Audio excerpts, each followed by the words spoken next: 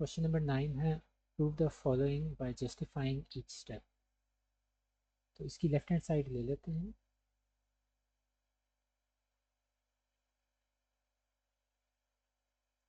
इसमें आपने question solve ज़रूर करना है, लेकिन साथ में आपने एक एक स्टेप को जस्टिफाई करते रहना कि आपने यहाँ क्या यूज़ किया, यहाँ क्या यूज़ किया, कौन सी प्रॉपर्टी यूज़ की है, कौन सा फार्मूला यूज़ किया, तो सारा आपने बताते जाना।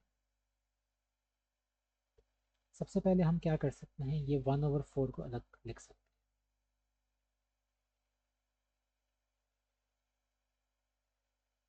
हैं ऐसे। अब यहाँ मैंने सिंपली फ्रैक्शंस को सेपरेट किया, तो इसको मैं अपनी तरफ से ऐसे भी लिख सकता हूँ कि 1/b अगर आपके पास है, आप उसको लिख सकते हैं a मल्टीप्लाई बाय 1/। मल्टीप्लिकेशन में यहाँ हमेशा डॉट के ज़रिए शो करूँगा, क्योंकि इसके अंदर हमारे पास x भी आ रहा है, तो x में और मल्टीप्लिकेशन के साइन में कंफ्यूजन ना हो। अब हम आगे क्या कर सकते हैं, आगे हम, आपको याद होगा कि नॉर्मली हम जहन में अगर इसको क्वेश्चन को सोचें तो हम इसमें से 4 कॉमन निकालने का सोचें, लेकिन वो अभी हम नहीं निकालने वाले। इसको सिंपल ब्रैकेट ही रखते हैं। इसको हम लिख सकते हैं 4 मल्टीप्लाई बाय 1, 4 मल्टीप्लाई बाय 4, यानी कि दोनों के आपने फैक्टर आउट कर दिए हैं 4। तो 4 की बेसिकली फैक्टर आउट करना ये कोई कोई प्रॉपर्टी नहीं है, लेकिन ये एक प्रॉपर्टी मैंने यहाँ यूज़ की हुई है। ये बात कि एक नंबर को मैं हमेशा ये लिख सकता हूँ कि वो मल्टीप्लाई होके 1 से वो आ रहा है। इस प्रॉपर्टी को हम कहते हैं मल्टीप्लिकेटिव आइडेंटिटी।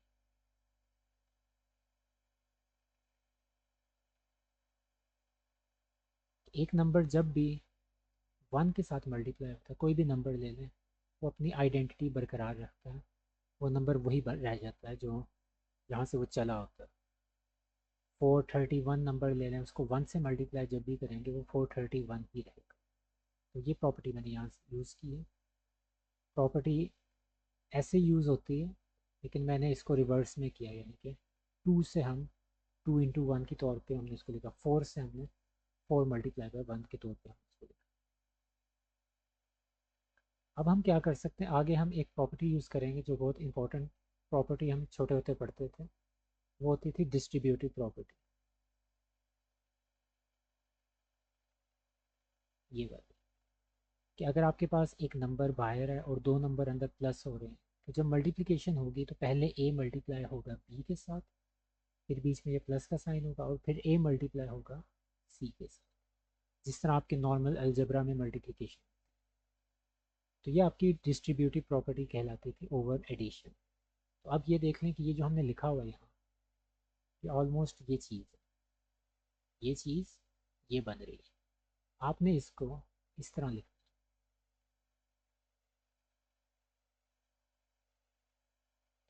तो इसमें जो कॉमन नंबर है दोनों में वो 4 आ रहा है। ये 4 को आप इस तरह लिख देंगे ब्रैकेट, और जो बाकी नंबर बच जाएंगे b प्लस सी, यानी कि 1 और ये 4x, ये आप कह सकते। कॉमन निकालने वाला ही तरीका है, कॉमन हम निकाल रहे हैं लेकिन उसको हमने जस्टिफाई करना। तो इस जहाँ हम लिख सकते हैं कि ये आपकी डिस्ट्रीब्यूटिव प्रॉपर्टी है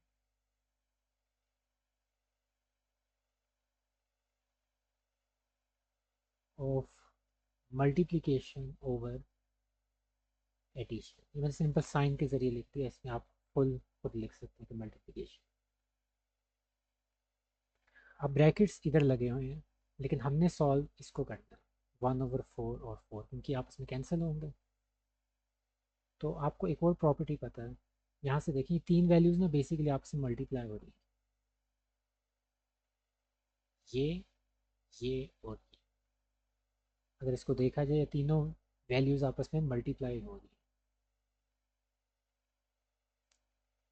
तो अगर आपके पास तीन चीज़ें मल्टीप्लाई होती है, तो आपकी मर्ज़ी होती है कि आप ब्रैकेट्स अपनी मर्ज़ी से लगा सकते हैं जिधर आपने लगा। ये सेम केस होता है एडिशन में भी। आपकी मर्ज़ी, आप जिधर मर्ज़ी ब्रैकेट। तो अब इस जगह पे ब्रैकेट यानी कि इसके ऊपर प्रायोरिटी है ये वाला। हम क्या करेंगे, हम 4 और 1/4 के लिए ये प्रायोरिटी सेट कर लेंगे कि हम पहले 1/4 को और 4 को मल्टीप्लाई करवाना चाहिए, ब्रैकेट खत्म। अब ये जो मैंने चेंज किया, ये बिल्कुल यही प्रॉपर्टी मैंने यूज़ की है कि यहाँ ब्रैकेट था उसको मैंने पहली दो वैल्यूज़ के इर्द गिर्द रख दिया, बजाय कि हमें सेकंड थर्ड वैल्यू को यूज़ करें। तो ये आपकी एसोसिएटिव प्रॉपर्टी है।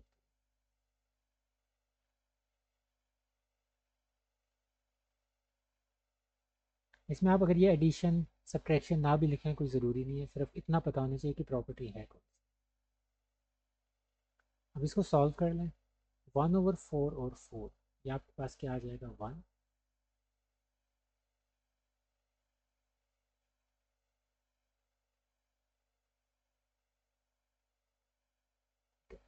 अब ये 1/4 और 4 1 क्यों आया है? ये आपका मल्टीप्लिकेटिव इन्वर्स होता है। किसी भी नंबर को उसके रेसिप्रोकल से मल्टीप्लाई कर दे, वो हमेशा 1 आता है। ये आपका मल्टीप्लिकेटिव इन्वर्स होता है। 2 है, उसको मैं अगर 1/2 से मल्टीप्लाई करूँगा तो 2 और 1/2 ये एक दूसरे के रेसिप्रोकल इन्वर्स। और आखिरी स्टेप, किसी भी नंबर को 1 के साथ मल्टीप्लाई करने से वो वाला नंबर खुद आ जाता है। ऊपर भी हमने प्रॉपर्टी यूज़ की। ये आपकी होती है multiplicative identity.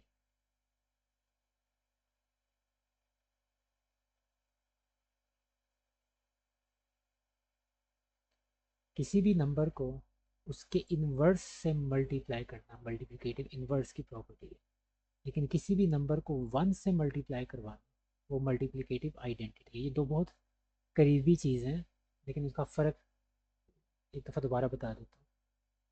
2 multiply by 1/2, answer 1 आता है। 2 को आप उसके इन्वर्स से मल्टीप्लाई कर रहे हैं, मल्टीप्लिकेटिव इन्वर्स, इस वजह से ये इन्वर्स की प्रॉपर्टी। लेकिन 2 को अगर आप 1 से मल्टीप्लाई कर रहे हैं तो आप क्योंकि 1 के साथ मल्टीप्लाई कर रहे हैं और अपनी आइडेंटिटी रिटेन कर रहे हैं, बरकरार रख रहे हैं, तो ये आपकी आइडेंटिटी की प्रॉपर्टी। तो ये आपका क्वेश्चन है और ये आपका जो आंसर है 1 + 4x, ये यहाँ आ गया is equal to right hand side. तो ये जो मैंने ब्लैक में लिखा हुआ है, ये सारी इसकी प्रॉपर्टीज़ की जस्टिफाई है, जस्टिफिकेशन है कि एक एक प्रॉपर्टी कब कब कहाँ कहाँ लग रही है। बता देते हैं, ये आपका क्वेश्चन।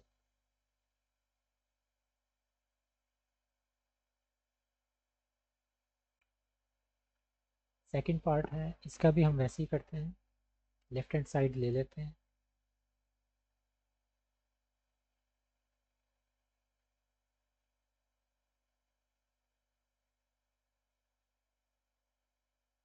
अब आपने ये जहन में ये सोचना है कि इसमें कॉमन हम लेंगे क्या।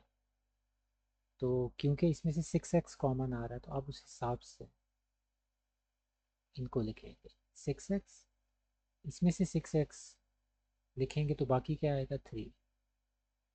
उसको उस फॉर्म में लिखना है, यानी कि आपकी जो वो होती है डिस्ट्रीब्यूटिव वाली फॉर्म। सेम काम आपने नीचे करना है। अब इसमें आपके पास 3 कॉमन आएगा, 3 मल्टीप्लाई बाय x², ये बीच में माइनस का साइन, और फिर 3 मल्टीप्लाई बाय 9, ताकि 27 बन जाए। 3x², 6x² 18x। तो अब ये मैंने क्या काम किया, एक तरह से आप कह सकते हैं फैक्टर आउट।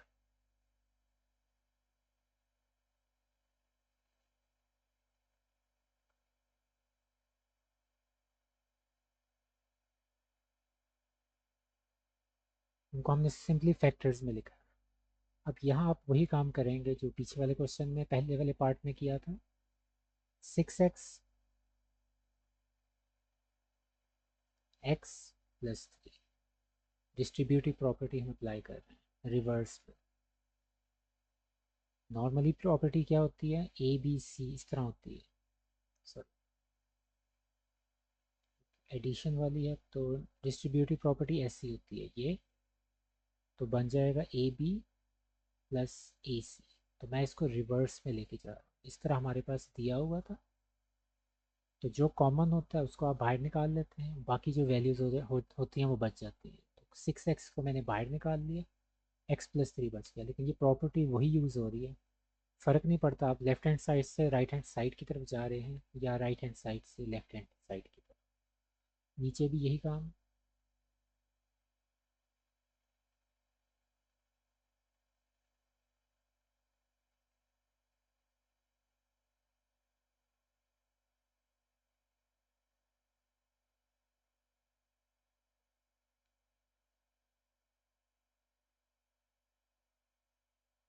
आगे ये जो आपके पास फ्रैक्शंस हैं इनको थोड़ा सा सेपरेट करके लिख देते हैं।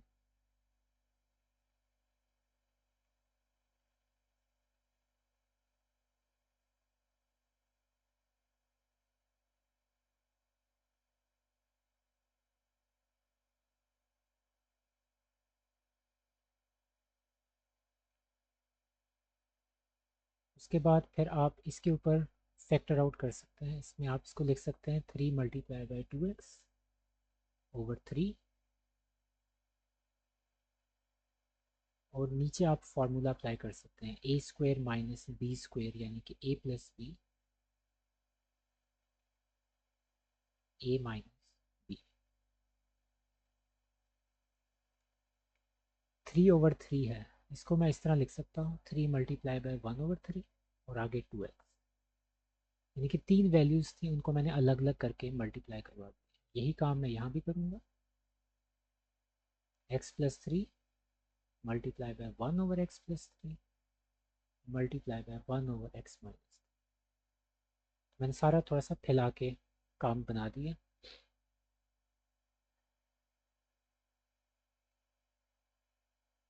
देन मैंने फैक्टराइजेशन की थी, और यहाँ मैंने एक और काम किया है, वो फार्मूला अप्लाई किया है a² - b²।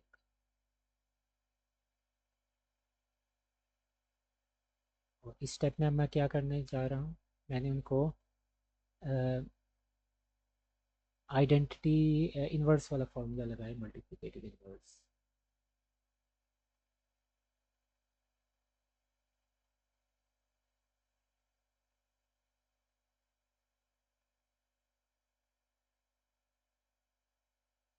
मल्टीप्लिकेटिव इन्वर्स मैंने सिंपली, अगर a/b की फ्रैक्शन इस तरह लिखी हुई है, मैंने उसको इस तरह लिखवा दिया s। 3/3 लिखा हुआ था, मैंने उसको 3 × 1/3 की फॉर्म में लिख दिया। सिर्फ इतना काम किया। आगे आप ये देख सकते हैं कि अब आप सॉल्व सिर्फ इन इनको करेंगे। तो 3 × 1/3 1 होता है, सेम यहाँ होगा 1 हो जाएगा। एक नंबर है उसका रेसिप्रोकल से मल्टीप्लाई। अब एक नंबर है उसके रेसिप्रोकल से मल्टीप्लाई हो रहा है, तो ये आपके पास मल्टीप्लिकेटिव इन्वर्स होता है।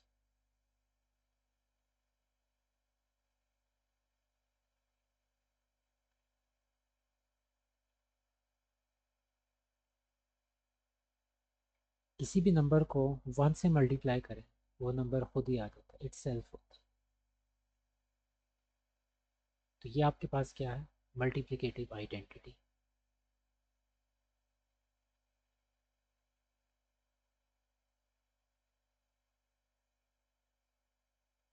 और आखिर में इनको एक साथ लिख दें। क्यों? क्योंकि ऊपर जो हमने ये वाली प्रॉपर्टी अप्लाई की है, इसी को रिवर्स में अप्लाई कर सकते हैं कि अगर आपके नंबर सेपरेट हैं तो आप उनको इस फॉर्म में लिख सकते हैं। तो 2x/x-3, यही आपकी राइट हैंड साइड है।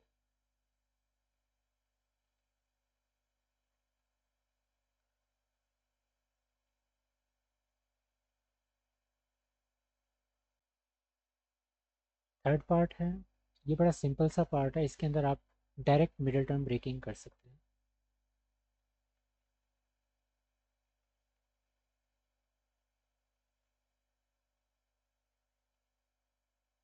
ये आपकी लेफ्ट हैंड साइड में ले रहा हूँ और इसको ही सॉल्व करूँगा।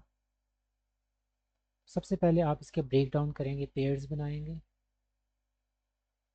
5 2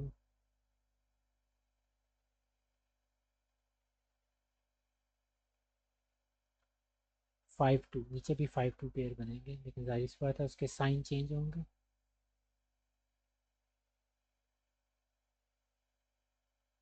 अब यहाँ मैंने किया क्या है, एक नंबर है उसको मैंने तोड़ के लिख दिया।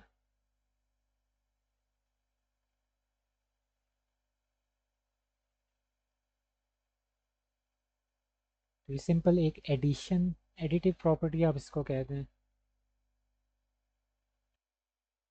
तो ये सिंपली एक तरह से ब्रेक डाउन है एक नंबर का दो नंबर्स के अंदर। और ये जो नीचे वाली वैल्यू है इसमें हमने ब्रेक डाउन किया दो वैल्यूज़ के डिफरेंस में, यानी कि -5x और +2x। ये अब यहाँ डिफरेंस हो रहा है, उनका सब्ट्रैक्शन हो रही है। इसको आप सिंपली कहते हैं ब्रेक डाउन।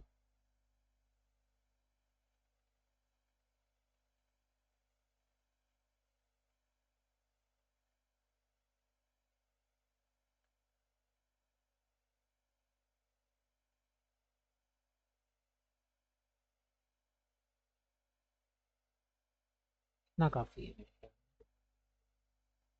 नेक्स्ट स्टेप हमारे पास क्या होता है, हम इसमें से कॉमन निकालते हैं, लेकिन कॉमन निकालने के लिए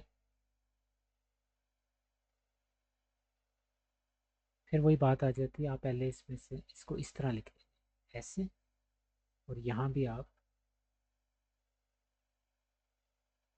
यानी कि जो चीज़ कॉमन निकल रही है उसने उसको आपने अलग लिखना है।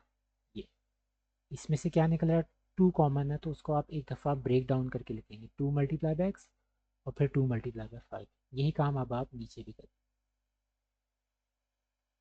इसमें से x कॉमन निकल रहा है, x dot x minus x dot 5, इसमें से 2 कॉमन है, 2 dot x minus 2 dot 5। Dot मतलब मल्टीप्लिकेशन।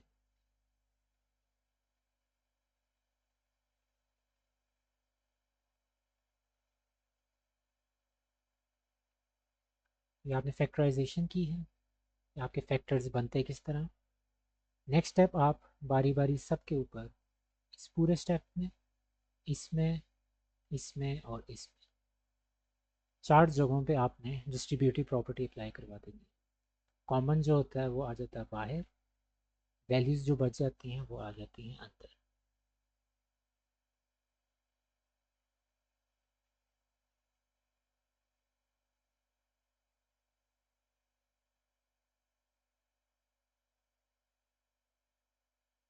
अब ये मैंने अप्लाई की है डिस्ट्रीब्यूटिव प्रॉपर्टी।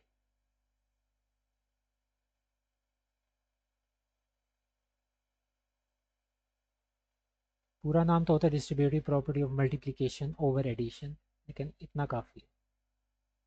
अब नेक्स्ट स्टेप आपके पास क्या हो सकता है, नेक्स्ट स्टेप फिर बना बनाया एक और डिस्ट्रीब्यूटिव प्रॉपर्टी बन रही है। ये देखिए, एक नंबर किसी नंबर से मल्टीप्लाई हो रहा है और फिर एक और नंबर फिर उसी नंबर से मल्टीप्लाई हो रहा है, यानी कि सी ए बी ए, इस तरह है ये। इसको आप इस तरह समझ सकते, तो सी ए प्लस बी ए, तो आप इसको दोबारा से इस तरह लिख सकते हैं, फिर दोबारा डिस्ट्रीब्यूटिव प्रॉपर्टी लग रही है। और इस सेम केस नीचे है कि x-5 फिर दो दफ़ा आ रहा है, ऊपर x+5 दो दफ़ा आ रहा है। तो आप इस पर दोबारा से डिस्ट्रीब्यूटिव प्रॉपर्टी अप्लाई करवा दें। x+5 बाहर, अंदर x+2, x-5 बाहर, अंदर x+2, डिस्ट्रीब्यूटिव प्रॉपर्टी।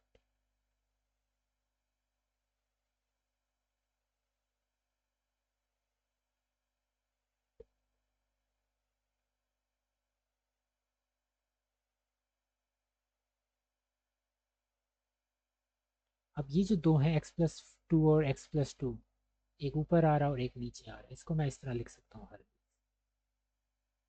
ये क्यों लिख सकता हूँ, पीछे हमने अभी क्वेश्चंस किए हैं कि आप a ओवर बी को हर हाल में इस तरह लिख सकते हैं। अब एक नंबर है, एक वैल्यू है, और वो अपने रेसिप्रोकल से मल्टीप्लाई हो रही है। आंसर क्या आना चाहिए? वन। क्यों आना चाहिए? Multiplicative inverse.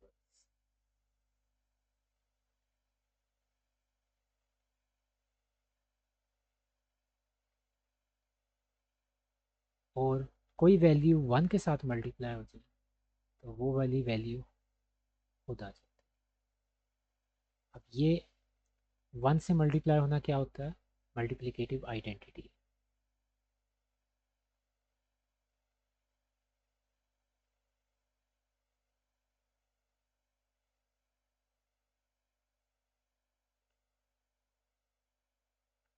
तो ये आपका क्वेश्चन x+5 और x-5, ये आपकी राइट हैंड साइड है। इसमें अगर आपने साइंस लगाने तो आप ये वाले लगा सकते हैं। इसका मतलब होता है एज।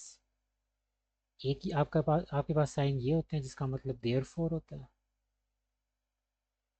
और एक आपके पास ये होता है, इसका मतलब होता है एज। यानी कि आप बता रहे हैं कि as this property is being used, so this step is actually reducing to this step. तो इस तरह आप बता रहे होते हैं। देयर फोर वगैरह ज़्यादा हम यूज़ करते होते थ्योरम्स में।